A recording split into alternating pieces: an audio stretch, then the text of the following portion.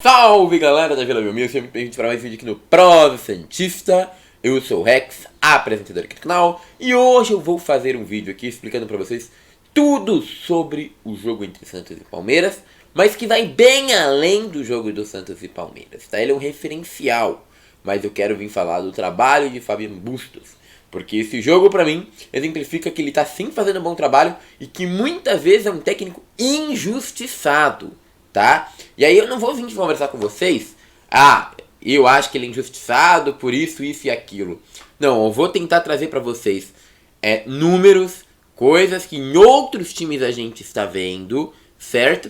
Que mostram que o Fábio Bustos não está cometendo erros que alguns estão alegando que ele está cometendo, e sim, simplesmente fazendo o que tem que ser feito, tá? Então, eu quero deixar isso muito claro desde o começo do vídeo, que a gente tem pontos aqui que a gente vai deixar bem pontuados, para que a gente consiga explicar o trabalho de Fábio Bustos, e explicar o porquê algumas coisas aconteceram nesse jogo contra o Palmeiras, beleza?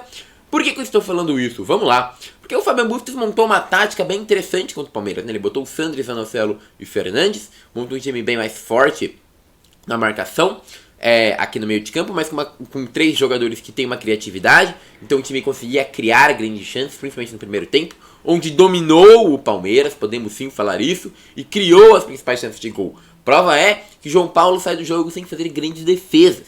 Ou seja, o Fábio Bustos pegou um jogo que a maioria dos santistas dava como um jogo fácil para o Palmeiras e fez se tornar um jogo competitivo, pau a pau, e que mostrou toda a dificuldade que esse elenco do Santos consegue propor ao adversário. Porém, no segundo tempo, após substituições, o time decai, e decai muito. Por quê? Porque o time estava jogando no modelo físico, com uma marcação de 3 homens, e aplicando um atributo físico, né? A intensidade física, a força física. É um time muito intenso que precisava muito da velocidade. Ao colocar Angulo e Goulart, você tira essa velocidade do seu time e o seu time começa a ficar mais lento. E aí, obviamente, a mobilidade do ataque não acontece. Não existe a mesma transição entre os jogadores. Quando você bota o Juan Seco ainda, acaba ajudando nisso. Então a transição de jogadores, mudança de posição, acontece cada vez menos. E obviamente o jogo é perdido aí, porque você consegue tirar a bola lá da frente. E aí, obviamente, você acaba chamando o Palmeiras lá pra trás, tudo bem? Então, vamos conversar nesse vídeo. Por que isso aconteceu? E, bom, a primeira coisa que eu quero tentar desmitificar pra você é uma fala que tá muita gente falando. Mas muita gente, eu que tá mais me incomodando hoje. O Fábio Bustos não precisa fazer 5 substituições. Isso é teimosia do técnico argentino. Como esse técnico é teimoso. Faz 5 substituições todo jogo. Que coisa horrorosa. Ninguém precisa fazer isso. Vocês já devem ter escutado isso. Não precisa? Por que você acha que não precisa, meu amigo? Vou te provar que talvez precise. Vamos lá. Na Libertadores, na Sul-Americana, a gente tem 5 times, mais ou menos, né? Se não me engano, que eu lembrei, pelo menos, fazendo o vídeo. Seria o São Paulo, seria o Fluminense, seria o Cuiabá e seria o Ceará. Deve ter mais algum time que eu tenha esquecido. Então, o que eu fiz aqui? Peguei os números desses 5 times nas últimas 5 partidas do Campeonato Brasileiro, não da Sul-Americana. E a gente vai discutir quantas substituições esses times fizeram, pra gente ver, é uma tendência do Fábio Bustos ou uma tendência do times por conta do calendário? Vamos lá? Então beleza, comecemos pelo São Paulo. O São Paulo contra o Ceará fez 5 substituições. O São Paulo contra o Corinthians, e um clássico, fez 5 substituições. Substituições até tirando Rafinha, Patrick, Gabriel Neves, tal, os jogadores mais conceituados. O São Paulo contra o Cuiabá fez 5 substituições. O São Paulo contra o Juventude fez 5 substituições. E aí a gente vai pro São Paulo contra o Fortaleza, onde o São Paulo fez 5 substituições. O curioso, o Fortaleza da Libertadores fez também 5 substituições. E aí a gente pode ir pro Ceará agora, né? Porque o Ceará também tá na competição. E aí a gente pega o Ceará, e o Ceará contra o São Paulo fez 5 substituições. Santos e Ceará, o Ceará fez 5 substituições. Ceará e Flamengo, o Ceará fez 5 substituições. Ceará e Atlético, eu até falo pra vocês, foram 5 substituições. Se vocês quiserem eu volto lá. Ceará e Bragantino, o Ceará fez 5 substituições. Ah, Rex, mas você provou 2 times. Vamos pro Cuiabá. Cuiabá contra o Atlético Paranaense fez 5 substituições. Cuiabá contra o Internacional fez 5 substituições. Cuiabá contra o São Paulo, 5 substituições. Cuiabá contra o Atlético Goianiense, 5 substituições. O Cuiabá contra o Santos, 5 substituições. E no acaba, temos o Fluminense. Fluminense contra o Flamengo fez 5 substituições. Contra o Fortaleza fez 4 substituições. Contra o Atlético Paranaense, 5 substituições. Contra o Palmeiras fez 4 substituições.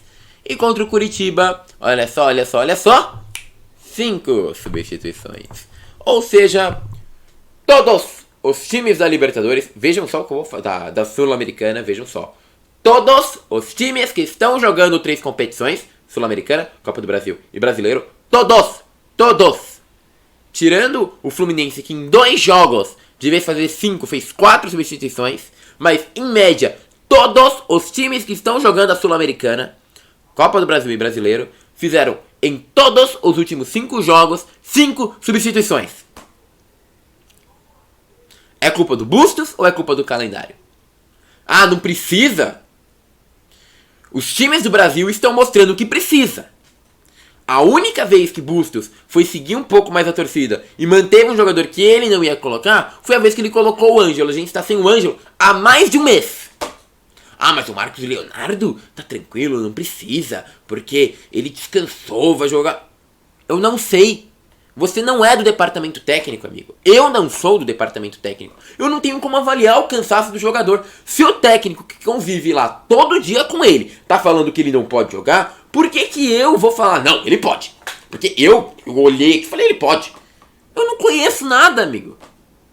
E aí eu vejo todos os times do Brasil, todos, que jogam as 3 competições, todos estão fazendo substituições todo jogo. Então, é o Bustos que é o problema? Ou é o calendário? Pela tendência, eu acho que tá óbvio de onde é o problema. E não é o Fábio Bustos. Então, ele ter trocado o time no segundo tempo contra o Palmeiras, ter tirado o Marcos Leonardo, o Batistão e toda essa galera que estava jogando mais, estava dando intensidade pro time, mostra uma coisa. Que não é o Bustos, que nem muitos estão falando. Que não é, o Bustos desmontou o time. Não, que ele precisava tirar aqueles caras. Que era uma necessidade tirar aqueles caras.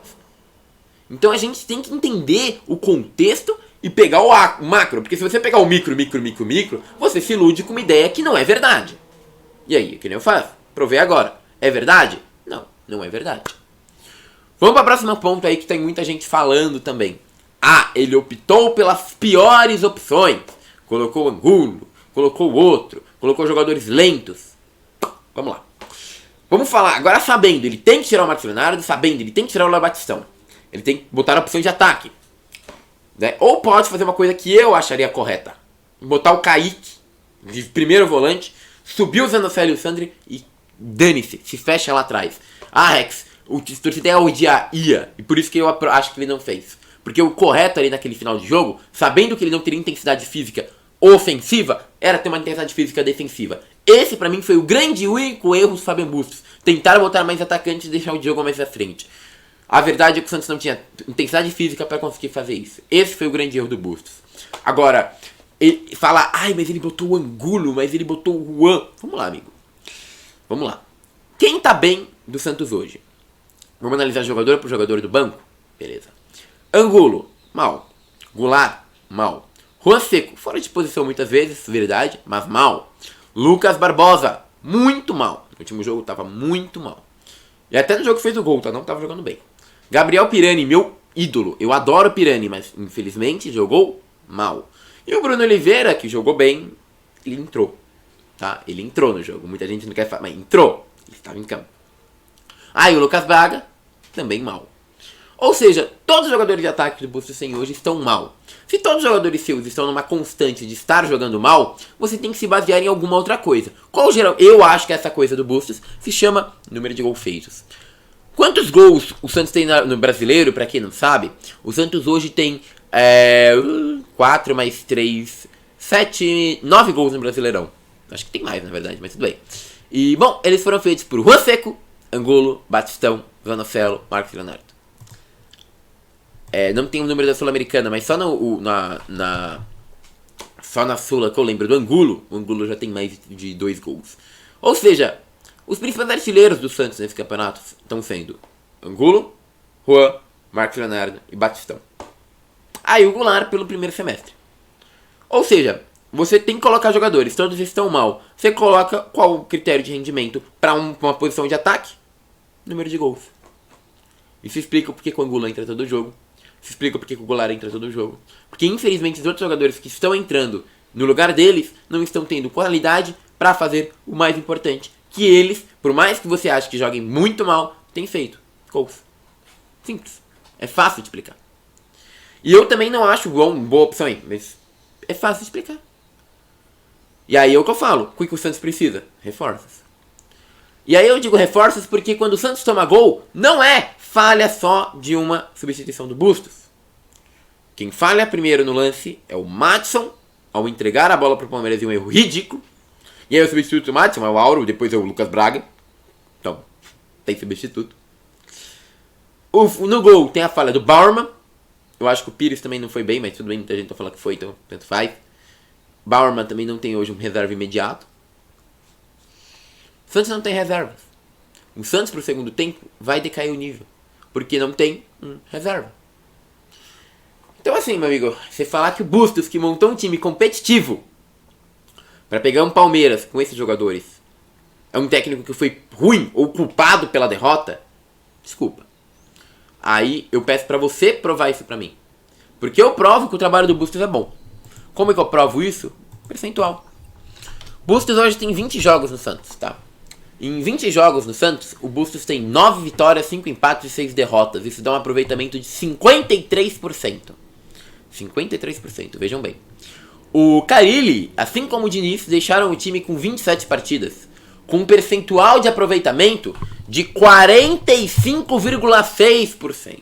Ou seja, daqui 7 jogos, meu amigo, 7 jogos, você pode vir, pegar número a número e falar: o Bustos está pior ou melhor que o Carille. Até lá, pelo menos por enquanto, o Bustos é melhor que o Carille, o Bustos é melhor que o Diniz. E não, as substituições, né? Muitos vêm falar: mas tá bem reforçado. Tá bem reforçado lá atrás. O Fernando chegou e melhorou lá atrás. O Maicon chegou e reforçou lá atrás. O Santos, inclusive, não leva tantos sustos quanto levava. Agora, no ataque, chegou o Angulo, que não tem esse nível todo. E o Bustos pediu, tá? Não tô inocentando o cara, mas a gente sabe a realidade. E o Julio, que pra mim até tá melhorando, mas também não é aquilo, o primor. Ou seja, ofensivamente, o time do Santos não melhorou em relação ao ano passado. Então assim, vamos ter calma, vamos ter paciência. E esse vídeo foi pra deixar claro, tem coisas que são culpa do Bustos. Esse jogo tá longe de ser, tá bom? É isso, meus queridos, espero pedir sua inscrição, seu comentário, sua curtida, seu compartilhamento. E agora eu